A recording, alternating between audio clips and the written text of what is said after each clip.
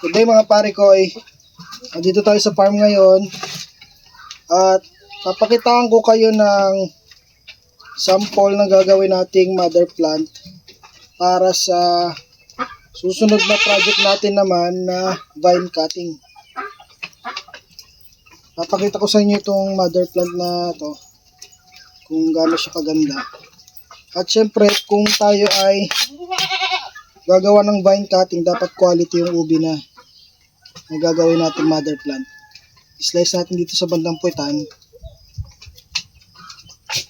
Ayan, maliit lang.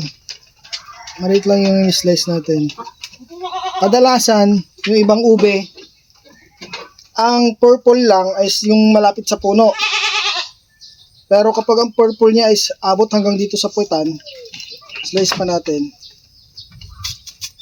Oh, yung ganda. Magandang klaseng ubi yan kapag ganyan yung ubi na nakuha nyo.